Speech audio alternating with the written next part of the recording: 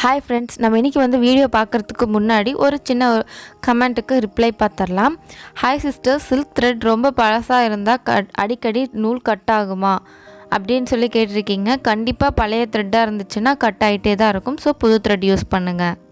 அப்படின்னா மறக்காமல் லைக் பண்ணிக்கோங்க. அண்ட் ரெட் கலரில் இருக்க சப்ஸ்கிரைப் பட்டனை கிளிக் பண்ணிங்க அப்படின்னா பக்கத்துலேயே ஒரு பெல் ஐக்கான் வரும், அதையும் கிளிக் பண்ணிக்கோங்க. அதில் நோட்டிஃபிகேஷன் ஆனில் வச்சுக்கோங்க. வாங்க இப்போ வீடியோக்குள்ளே போகலாம். இப்போது நம்ம வந்து சில்க் த்ரெட் வந்து எடுத்துக்கலாம். நான் வந்து இன்றைக்கி 3 த்ரெட் எடுத்திருக்கேன் ஒரே கலரில். நீங்கள் ஒரே கலரில் எடுத்துக்கலாம். நான் இந்த இடத்துல 3 த்ரெட்டு ஒரே கலர் தான், பட் ஷேடு மட்டும் கொஞ்சோண்டு வந்து ஒரே ஒரு த்ரெட்டு மட்டும் கொஞ்சம் டார்க் கலர் எடுத்திருக்கேன். மீதி 2 லைட் கலர்ஸ் எடுத்திருக்கேன். ஸோ இந்த இதில் வந்து நீங்கள் இந்த மாதிரி ஸ்டிச் பண்ணிங்க அப்படின்னா உங்களுக்கு லைட்டாக வந்து கலர்ஸ் வந்து உங்களுக்கு வந்து அந்த இடத்துல கொஞ்சம் டிஃப்ரென்ஷியேட் நல்லாயிருக்கும்.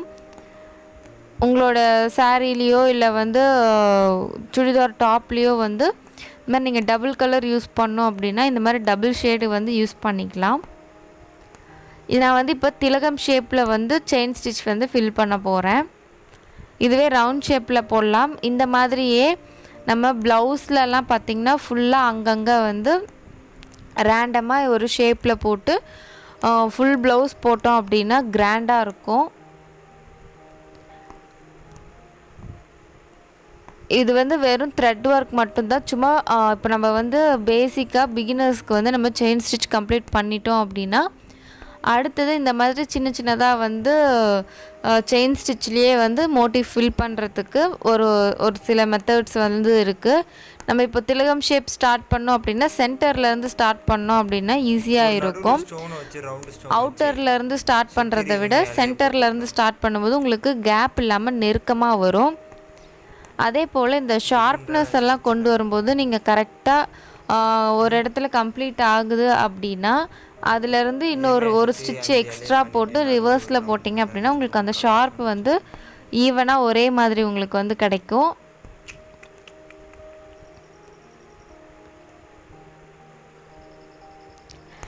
இதே வந்து நீங்கள் ரவுண்ட் ஷேப்பில் ஸ்டிச் பண்ணலாம். அப்புறம் ட்ரையாங்கிளில், ஸ்கொயர் ஷேப்பில், இந்த மாதிரி உங்களுக்கு எந்த ஷேப் வேணுமோ நம்ம வந்து ஸ்டிச் பண்ணிக்கலாம். நீட்டாக அழகாக இருக்கும். சிம்பிளாக த்ரெட் ஒர்க் மட்டும் போதும் அப்படிங்கிறப்போ நம்ம இந்த மாதிரி வந்து ஸ்டிச்சஸ் வந்து யூஸ் பண்ணி ஒரு சில டிசைன்ஸ் எல்லாம் போட்டோம் அப்படின்னா அழகாக இருக்கும்.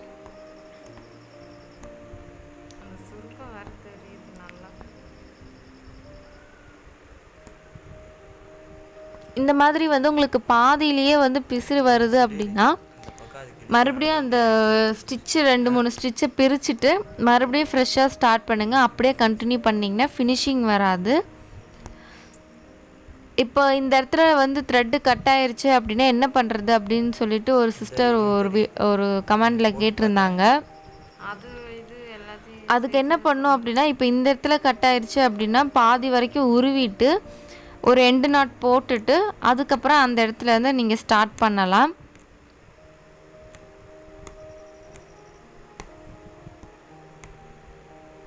இப்போ உங்களுக்கு சைடில் வந்து இன்னும் கொஞ்சம் அகலமாக வேணும் அப்படின்னா சைடில் வரும்போது மட்டும் கொஞ்சம் தள்ளி வந்து ஸ்டிச்சை போட்டுட்டிங்க அப்படின்னா கேப் ரொம்ப தெரியாமல் லைட்டாக ஒவ்வொரு ஸ்டிச்சுக்கும் கொஞ்சம் நீங்கள் வந்து நவுத்திட்டே வந்தீங்க அப்படின்னா தள்ளி ஸ்டிச் போட்டிங்க அப்படின்னா உங்களுக்கு இந்த மேலே வந்து அந்த கர்வ் வருது பார்த்திங்களா, அந்த இடம் மட்டும் உங்களுக்கு கொஞ்சம் ப்ராடாக கிடைக்கும். நம்ம நேற்று வந்து ஒரு வீடியோ பார்த்துருந்தோம் இல்லையா, பேட்ச் ஒர்க் எப்படி பண்ணுறது அப்படின்னு சொல்லிட்டு. நான் அதில் வந்து ஒரு ஃபில்லிங் யூஸ் பண்ணியிருப்பேன். நீங்கள் அதுக்கு பதிலாக இதை கூட யூஸ் பண்ணி நான் இப்போ இது ஃபினிஷ் பண்ணிவிட்டு இதுக்கு அவுட்டரில் பார்த்தீங்க அப்படின்னா ஜரி த்ரெட்டில் டபுள் லைன் செயின் ஸ்டிச் கொடுத்துடுவேன். ஸோ நம்ம நேற்று என்ன பண்ணமோ நடுவில் மட்டும் டிசைன்ஸ் சேஞ்ச் பண்ணியிருக்கோம், பட் மெத்தட் எல்லாமே ஒரே மாதிரி தான். இதுக்கு பின்னாடி திருப்பிட்டு க்ளூ அப்ளை பண்ணிவிட்டு இதை தனித்தனியாக கட் பண்ணிவிட்டு நீங்கள் பேட்சஸ் மாதிரி கூட யூஸ் பண்ணலாம். இப்போ நம்ம வந்து எண்ட் நாட் போட்டு இதை கம்ப்ளீட் பண்ணிவிட்டு ஜரி த்ரெட் எடுத்து ஸ்டிச் போட்டுக்கலாம். ஏன்னா இதோட விட்டுட்டோம் அப்படின்னா இது பார்க்குறதுக்கு உங்களுக்கு அவ்வளோ லுக்காக இருக்காது. அண்ட் அதாவது அதை எடுத்து காட்டாது. கிளாத்தில் வந்து நம்ம ஒரு டிசைன் பண்ணியிருக்கோன்னா உங்களுக்கு அது வந்து நல்லா எடுப்பாக தெரியணும், நீட்டாக பார்க்குறதுக்கு அழகாக இருக்கணும்.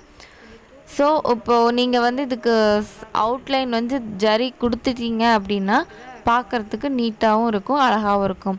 நீங்கள் ஜரிக்கு பதிலாக நீங்கள் வந்து சுகர் பீட்ஸ் கொடுக்கலாம், அப்படி இல்லைன்னா ஜர்தோசி வந்து நீங்கள் கொடுத்துக்கலாம், இல்லைனா டியூப் பீட்ஸ் கொடுத்துக்கலாம்.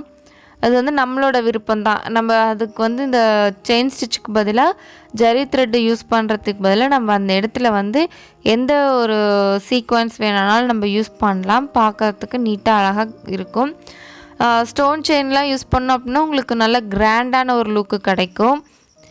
பேட்ச் ஒர்க்குமே நீங்கள் வந்து ஸ்டோன் செயினை வந்து நீங்கள் தைச்சிட்டு அதுக்கு அவுட் சைடில் ஒரு செயின் ஸ்டிச்சோ இல்லைன்னா 2 செயின் ஸ்டிச்சோ போட்டுட்டு சேம் ப்ரொசீஜர் க்ளூ அப்ளை பண்ணிவிட்டு நம்ம கட் பண்ணி எடுத்துக்கலாம். பீட்ஸ் போட்டாலும் அதே மாதிரி தான், சைடில் வந்து செயின் ஸ்டிச் போட்டுட்டு க்ளூ அப்ளை பண்ணிவிட்டு கட் பண்ணி எடுத்துக்கலாம். இந்த இடத்துல ஏன் சுருக்கம் வருது அப்படின்னா கிளாத் வந்து லூஸாக இருக்குது. அது எதனால் அப்படின்னு பார்த்தீங்கன்னா நம்ம நேற்று வந்து பேட்ச் ஒர்க்குக்கு வந்து கிளாத் வந்து கட் பண்ணோம் இல்லையா, அது கிளாத் வந்து அந்த ஹோல்ஸ் இருக்கிறதுனால நம்ம ஃபேப்ரிக் என்ன தான் நம்ம ஃப்ரேமில் போட்டு டைட் பண்ணாலும் அந்த இடத்துல வந்து நம்மளுக்கு லூஸ் ஆயிடுது. ஸோ இதிலேருந்து ஒரு சின்ன ட்ரிக் என்ன அப்படின்னு பார்த்தீங்கன்னா, எப்போவுமே நம்ம கட் ஒர்க் பண்ண போகிறோம் அப்படின்னா ஃபுல் ஒர்க்கு கம்ப்ளீட் பண்ணி முடித்ததுக்கப்புறமா நம்ம வந்து கட் ஒர்க் பண்ணோம் அப்படின்னா அடுத்தடுத்து போடுற டிசைன்ஸ் வந்து நம்மளுக்கு நீட்டாக ஃபினிஷிங்கோடு கிடைக்கும். ஸோ இந்த மெத்தடை ட்ரை பண்ணுங்கள்.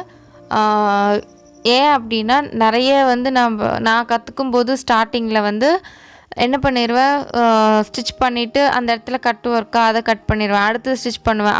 அப்படி பார்க்கும்போது எனக்கு சுருக்கம் அதிகமாக வந்துச்சு. ஸோ அதுக்கப்புறமா தான் நான் கொஞ்சம் கொஞ்சமாக மாற்றி ட்ரை பண்ணும்போது தான் இந்த மெத்தடு வந்து எனக்கு தெரிஞ்சுது. ஸோ அதை உங்கள் கூட ஷேர் பண்ணிக்கிறேன். இப்போ நான் உங்களுக்கு டபுள் லைனில் ஜரி த்ரெட் யூஸ் பண்ணி 2 செயின் ஸ்டிச் போட்டால் எப்படி இருக்கும்னு இது பிங்க் கலர் பார்த்திங்கனாலே தெரிஞ்சிருக்கும்.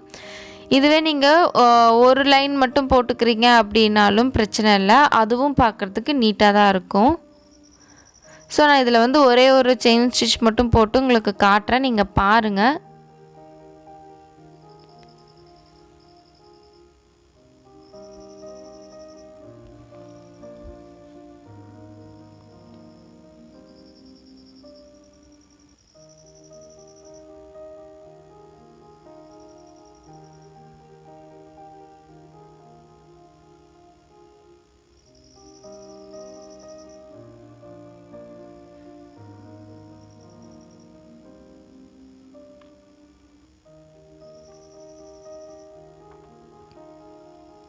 உங்களுக்கு ஏதாச்சும் டவுட்ஸ் இருந்துச்சு அப்படின்னா கண்டிப்பாக கமெண்ட் பண்ணுங்கள், நான் உங்களுக்கு வந்து ரிப்ளை பண்ணுறேன்.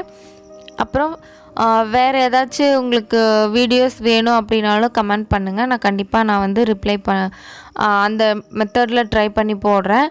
அதுக்கப்புறமா நான் வந்து அடுத்து வந்து ப்ளவுஸ் வந்து ஒரு டிசைன் வந்து ஃபுல் ப்ளவுஸ் ஒர்க் பண்ணுறது போடலாம். அதாவது ஸ்லீவ் மட்டும் நம்ம வந்து கொஞ்சம் கிராண்டாக ஒர்க் பண்ணலாம் அப்படின்னு சொல்லி பிளான் பண்ணியிருக்கேன். அதுவும் த்ரெட் ஒர்க் வச்சு பண்ணணும் அப்படின்னு சொல்லிட்டு யோசிச்சுட்ருக்கேன். நம்ம அதை வந்து அடுத்த வீடியோவில் வந்து நம்ம ஸ்லீவ் வந்து எப்படி ஒர்க் பண்ணுறதுன்னு பார்க்கலாம். தேங்க்ஸ் ஃபார் வாட்சிங்.